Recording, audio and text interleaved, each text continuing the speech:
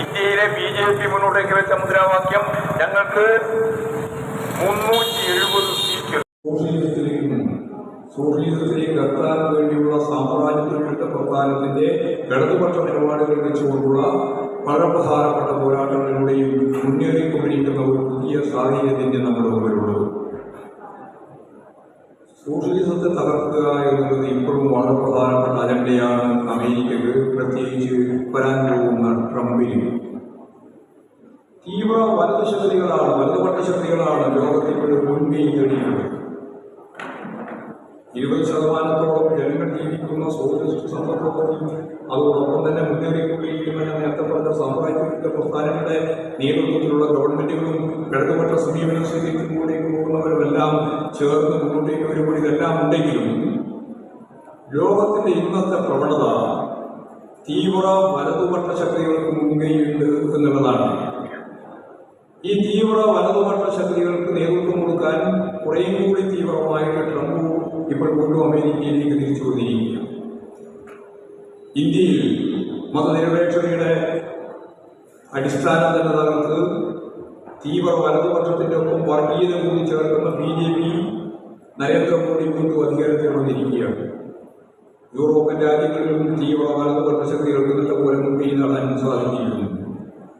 ലോകത്തിന്റെ വിവിധ മേഖലകളിൽ ദക്ഷിണാഫ്രിക്ക ഉൾപ്പെടെ ഇടതുപക്ഷ ശക്തികൾക്ക് പിന്നോട്ടേക്ക് പോകുന്ന അവസ്ഥ വന്നിട്ടുണ്ട്.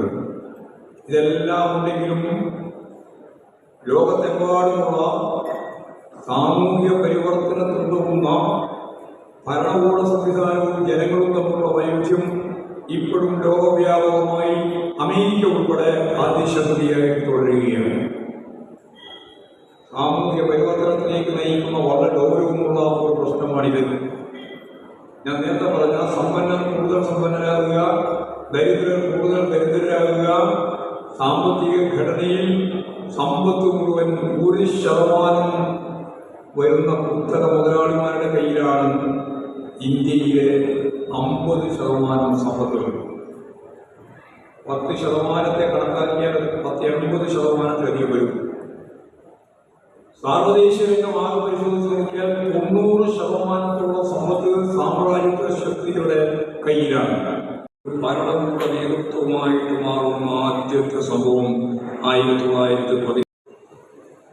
സാമ്രാജ്യത്വവും സോഷ്യലിസം തമ്മിലുള്ള വൈവിധ്യം അതിശക്തിയായിട്ട് ഇപ്പോഴും തുടരുകയാണ്. Soviet Russia